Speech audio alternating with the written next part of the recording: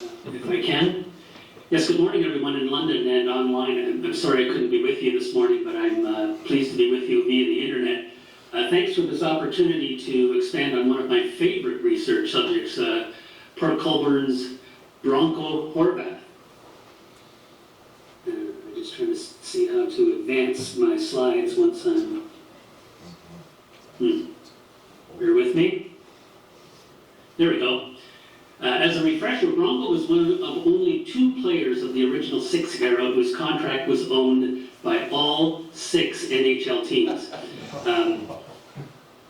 After a stint with Eddie Shore at both Syracuse in the AHL and Springfield in the Quebec Senior Hockey League, Bronco was traded to Edmonton in the Western League, where he led the team in scoring and powered the Flyers to the league championship in 1954-55. He was called up to Detroit with Johnny Busick to bolster the Wings in Game 7 of the NHL playoffs against Montreal, but was disqualified from playing when league president Clarence Campbell ruled that because Edmonton had still to play an exhibition series against the Quebec Senior League champions, Horvath was ineligible to play in the NHL playoffs because his team had not finished their season schedule. He was traded to New York before the 55-56 season, where he and coach Phil Watson began a running feud that would not end well for Bronco.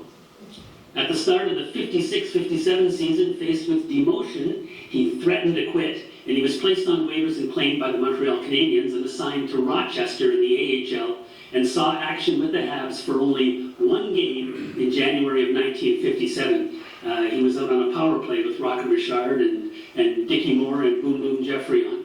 He was replacing an injured John Beliveau at the time and was immediately sent back to Rochester.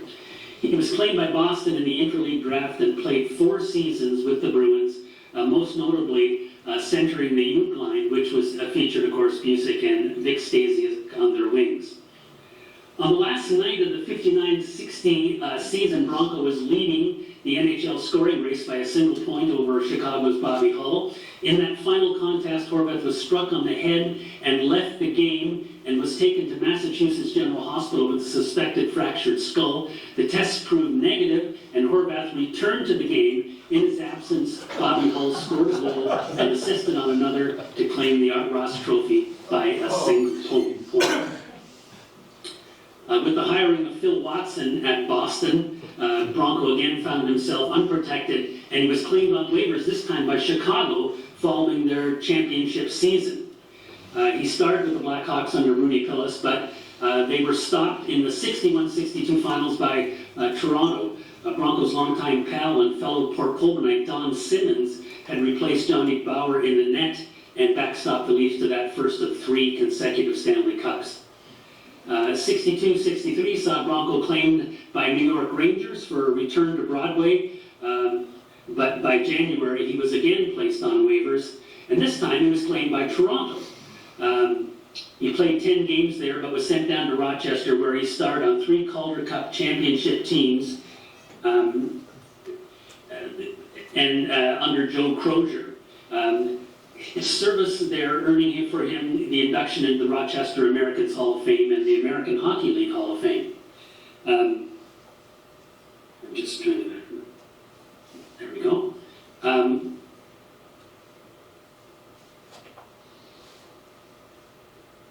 Bronco was on a rehab stint in Tulsa, the Central League, when he was assigned to the Minnesota North Stars.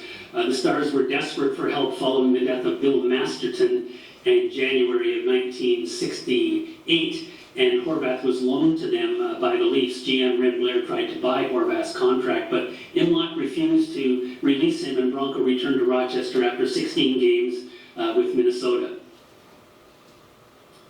Bronco retired early in the 1969-70 season. In the following year, he was a coach with Cape Breton in the Maritime Junior Hockey League. When Bette Whitland resigned from coaching the London Knights to take the job as bench boss with the AHL Boston Braves, Horvath was hired to replace him for the 71-72 season. His top line at London, there's the lineup of the teams, his top line at London included Dennis Verbergart, Reg Thomas, and Randy Osborne, and among others, featured Lou Nistico, Jay Babcock, and Dave Hutchison. There's no mistaking the brand of hockey Horvath implemented at London.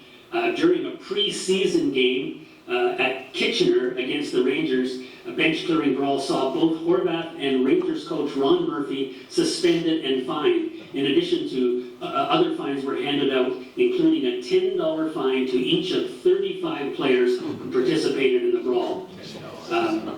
The Knights played under 500 hockey, finishing the season with a record of 23, 31, and 9.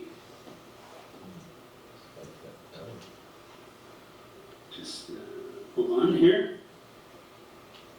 By dropping the last game of the season to St. Catharines by a score of 91, in which everybody described the brand of hockey as disgraceful, the Knights claimed the final playoff spot and were slated to play fourth place Ottawa 67s. And here's where it becomes interesting. The London Knights were wholly owned by businessman Howard Darwin, but he also held a controlling interest in the Ottawa 67s. League bylaws did not forbid such an arrangement at the time, and of course, there were precedents. Let me get that off the screen, sorry about that. There were precedents in other leagues, notably the Norris interests at Chicago and Detroit, but despite their ownership, there was an intense rivalry between London and Ottawa, with the Knights always feeling like the lesser of the two, underappreciated and under-resourced. A good investment at the box office, but not very good on the ice.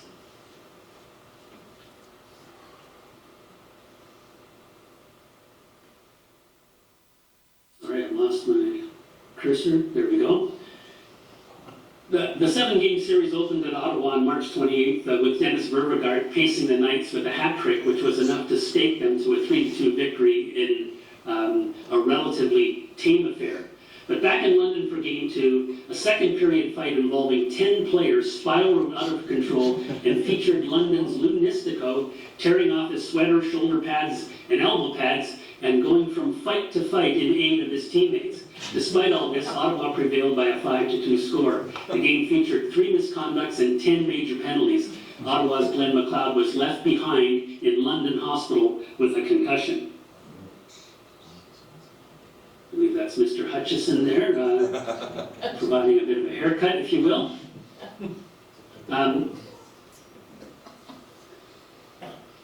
Game 3 on Good Friday was back in London and resulted in what was to be the tipping point for the series and for Bronco Horvath. There were 3 fights in the second period, resulting in majors and 1 game misconduct, with Ottawa having won the game by a 3-2 score. A cross-check by London's Jay Babcock to Ottawa's Blake Dunlap's caused both benches to be emptied and mayhem ensued. And when it appeared that 4 London players were gamming up on one of the 67s, the fans got involved. In the process, Bronco Horvath was hit on the head by a woman's purse and didn't see much of what was going on. The maiming lasted well over 10 minutes and resulted in Ottawa's Ray Antilla being removed from the ice on a stretcher with a gash to his face, a broken nose, and a broken cheekbone. In addition, Howard Henry, a vice president of the 67s, had gone on the ice to break up the fights and was alleged to have punched 2 of the London players. A quote from the Mr. Pratt, the London general manager, said, "There's a guy who was representing the Liberals in the last election. He's supposed to be a leader in the community, and he jumps on the ice and plugs 1 or 2 of our kids," he says. Coach Horvath says one of Henry's, and that's who it was, Howard Henry, the VP, his punches cut John Cook's mouth. You should see the size of his lip. It's out to here.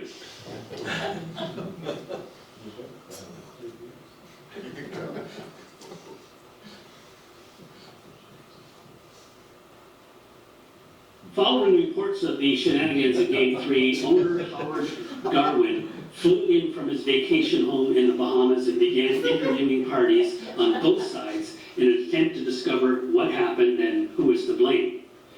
With little hesitation, he made his decision, rendered in a curt announcement to the media. Bronco Horvath has been fired for actions unbecoming a coach behind the London bench. He was replaced by amateur coach Ted Power for the duration of the playoffs. The Knights fell, of course, in 7 games to the 67s. Bronco, he accepted a settlement and signed a non-disclosure agreement and was, for Bronco, remarkably tight-lipped. He did coach again, but only at the minor pro level, serving behind the bench for Cape Cod Cubs in the Eastern League and the North American Hockey League.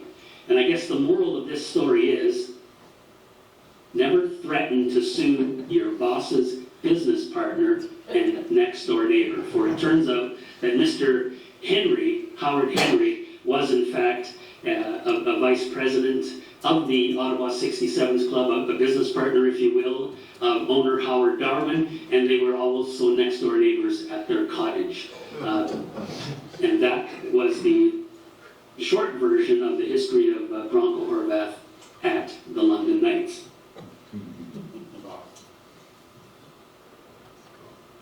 And there we go.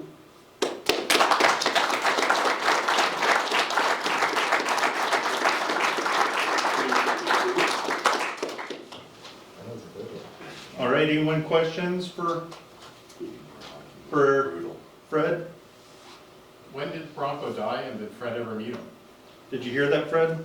No, I did not, sorry. When did Bronco die, and did you ever meet him?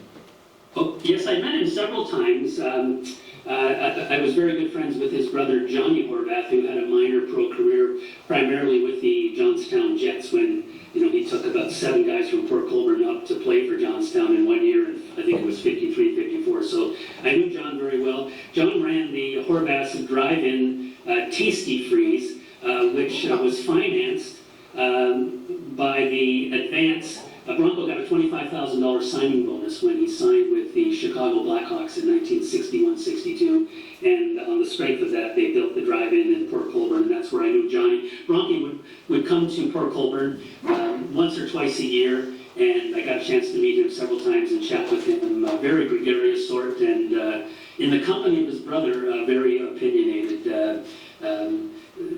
He wasn't as formal as he was under most circumstances, but a remarkable guy, an incredible player, and of course his heyday in Boston was what he dined out on throughout his retirement.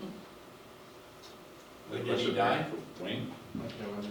If he was such a prolific scorer, second in the league in Boston, why did he move around so much? Well, when he had his big season, basically tying Bobby Hull for what would today be called the Rocket Richard Trophy, when he had his big season in Boston, he was already 30 years old. So, and they'd had a rough season. And the following season was even a bit rougher than that. So Boston was in great transition, was just entering into that period of time when they would be out of the playoffs for, 9 or 10 years. And he was on the cusp of that, and his friend Don Simmons was blamed for some of that and got traded off to Toronto. And so it just was a very low time in Boston, and he was the brunt of some of that, notwithstanding that he'd been awarded the Elizabeth Dufresne Trophy in Boston a couple of times for being the best Bruin at home games. But I think it was a matter of age, and someone was making a development call. Putting together a book on this? Yeah, maybe. We'll see. Somebody asked when he died. I believe it was, if I'm not mistaken, it was 5 or 6 years ago. He lived, after he finished coaching with the Cape Cod Cubs in the North American League, his contract was terminated halfway through the season. That club was owned, incidentally, by Bruins defenseman Jackie Crawford. Bronco worked for him 1 year in the Eastern Hockey League, but only made it halfway through the season in the North American League, which was basically the WHA farm system. But there might be a book there. There's lots of highlights and lots of disappointment and many turns. So that could be forthcoming. I've got a couple of other projects in the works, but we'll see where that goes. Thanks, Ed. Fred, one question about Bronco. I believe when he was in Rochester, the team was owned by Punch Imlach, and Imlach wouldn't release him and sell him to Minnesota because he was selling the team to the future Vancouver Canucks, and he was Yes. part of the value. So he was essentially screwed, if you would, by Mr. Imlach. Well, yes, so he was up with Minnesota, was doing very well, working on the power play, and Ren Breuer really wanted to keep him. Imlach wouldn't release him. I know for a fact because Johnny Horvath told me that his dad, John Horvath Sr., went to Punch Imlach and offered him $30,000 cash to release his son Bronco to play in Minnesota, but Imlach turned that down. That's the extent to which owners could control your livelihood as a player. Bronco died on December 17, 2019, at Cape Cod Hospital. Right. Right. Couldn't tell that was Thanks. wrong. Any other questions? There's the newspaper reports of the Ottawa-London series are replete with details about, concussions, and at least 2 players were taken off the ice. There's a report of how 4 London players ganged up on an Ottawa player in the hallway to the dressing room, and the police had to intervene and the fans tried to get in. Apparently it was a very fractious time, but I think many of you who have studied the long history of the game will know that late 60s and in the early 70s, it was a period of time when that brand of hockey was at its ascendancy, with the Big Bad Maroons and later the Philadelphia Flyers, and it really didn't even out much until late in the 1970s. But this was on the cusp of all of that at the junior level, so it wasn't just at the NHL level, but rather through the whole system. When this type of intimidation hockey, and of course there's always a level of intimidation in the game even today, but it was much more rampant, and one referee didn't help the cause either. So.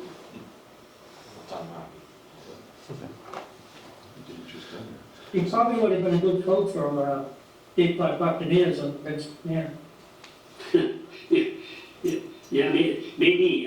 He had a temper. I know that there's a story in Pro Colbert about him losing a bet on the golf course and just hurling his bag of clubs into the pond at Pro Colbert Country Club. So, and when he said in the Ottawa series that a woman had hit him in the head and he didn't remember much about what was going on, I think that was a bit of a cover.